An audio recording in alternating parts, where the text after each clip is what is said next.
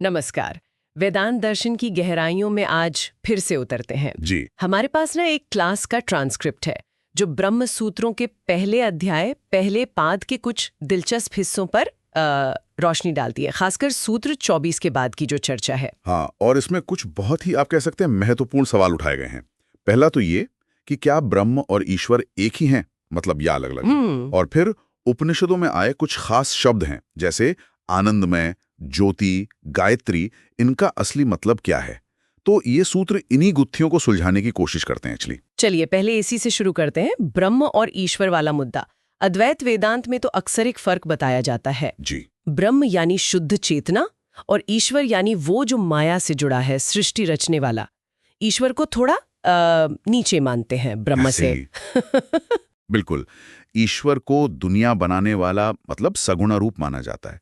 पर दिलचस्प बात यह है कि ब्रह्म सूत्र कम से कम शुरू में शायद इस तरह का कोई स्पष्ट भेद नहीं करते। अच्छा। हाँ, देखिए ना, पहला सूत्र है अथातो ब्रह्म जिज्ञासा। अब ब्रह्म को जानने की इच्छा। और उसके ठीक बाद दूसरा सूत्र क्या कहता है? जन्माद्यस्य यतः, यानी जिससे इस जगत का जन्म आदि होता है, वही ब्रह्म है। तो ये तो सीधे सीधे ब्रह्म को ही सृष्टि का कारण बता रहा है। अच्छा। हाँ। अलग से ईश्वर की बात उतनी प्रमुखता से नहीं आ रही है। हाँ। अच्छा, तो मतलब ब्रह्म सूत्र की शुरुआत में ही ब्रह्म को जगत का मूल कारण माना गया है। ठीक है। अब ये समझना है कि उपनिषदों के कुछ शब्द कैसे फिर ब्रह्म की ओर ही इशारा करते हैं। जैसे वो आनंदमय शब्द था, पंचकोशों में आता है। हाँ। अन्नमय, प्राणमय, मनोमय, विज्ञानमय और फिर आनंदमय। तो यहाँ सवाल उठता है कि आनंदमय का मतलब क्या है? आनंद से बना हुआ है या आनंद से भरपूर है? ये निर्भर करता है मयट प्रत्यय पर। तो ये मयट प्रत्यय इतना अहम क्यों हो गया? इसके अर्थ में क्या बारीकी है ऐसे? इसमें ना व्याकरण का एक नियम है, उदयवीर जी ने इसका जिक्र किया है अष्टाध्यायी के हवाले से। जी। नियम ये कहता है कि अगर शब्द में दो स्वर हों, मतलब द्व्यच, जैसे अन्न, प्राण, मनस, तो वहां मयट का मतलब होता है विकार या अवयव, मतलब मॉडिफिकेशन या कंपोनेंट। ठीक है।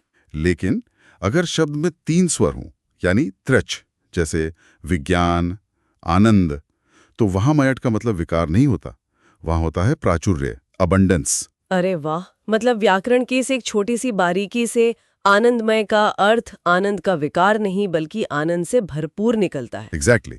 और ये सीधा सीधा ब्रह्म की ओर संकेत करता है। और ये उस पूरी यात्रा से भी मेल खाता है ना, कोशों की यात्रा, स्थूल शरीर से अंदर, सूक्ष्म की ओर और अंत में परमात्मा तक पहुंचना। एकदम सही। सूत्र यही तर्क देते हैं। अब आगे बढ़ें तो सूत्र 24 में ज्योति शब्द पर बात होती है। सूत्र कहता है कि ये ज्योति भी ब्रह्म ही है। अच्छा, ज्योति मतलब प्रकाश? यहाँ भौतिक प्रकाश नहीं, प्रमाण के लिए ऋग्वेद का एक मंत्र दिया है, ध्रुवम ज्योतिर्निहितम दृश्येकम। हाँ, सुना है ये। इसका मतलब है कि सारे जो गतिशील चेतनाएं हैं उनके अंदर एक स्थिर ज्योति यानी ब्रह्म है। जिसे पाने के लिए सारी इंद्रियां मन के साथ कोशिश करती हैं। तो यहाँ ज्योति का अर्थ परम चेतना हुआ। बिल्कुल। लेकिन फिर एक और कंफ्यूजन आता है गायत्री को लेकर, सूत्र 25 से 27 तक। हाँ, एक पूर्व पक्ष है, मतलब एक विरोधी तर्क आता है। वो कहता है कि जहाँ ज्योति के 4 पाद या चरण बताए गए हैं, वो एक्चुअली ब्रह्म नहीं है, वो गायत्री छंद का वर्णन है, क्योंकि गायत्री में भी 4 पाद होते हैं। लेकिन सूत्र इसे नहीं मानते। नहीं, सूत्र 25 साफ कहता है कि ये वर्णन ब्रह्म का ही है।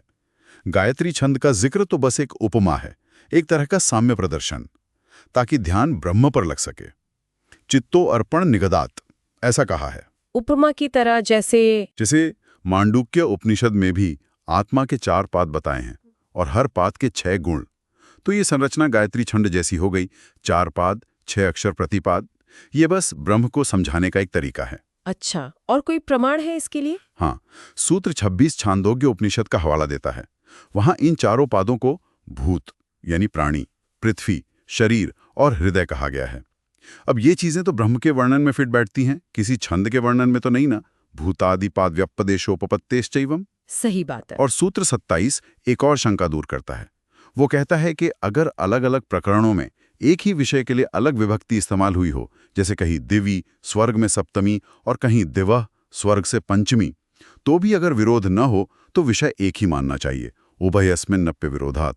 मतलब थोड़ा कॉन्टेक्स्ट अलग होने पर भी मूल बात ब्रह्म ही हो सकती है अगर कोई सीधा विरोध ना हो। ठीक है। अब अंत में सूत्र 28 प्राण शब्द की बात करता है। इसके तो कई मतलब लगते हैं। हाँ, कौशितकी उपनिषद में आप देखेंगे कहीं प्राण इंद्र के लिए आया लगता है, कहीं प्राणवायु के लिए, कहीं जीवात्मा के लिए, तो कहीं पर सीधा ब्रह्म के लिए। आनंद, अजर, अमर, ऊपर से देखने पर ये वाक्य बड़े अलग अलग लगते हैं। तो सूत्र का निष्कर्ष क्या निकलता है फिर? सूत्र 28 कहता है कि देखो, भले ही वाक्य और प्रसंग थोड़े भिन्न लगें, पर इन सभी वाक्यों में प्राण शब्द का जो अनुगमन है, जो अर्थ की संगति है, वो अंततः ब्रह्म की ओर ही है। प्राणस तथा अनुगमात। अच्छा।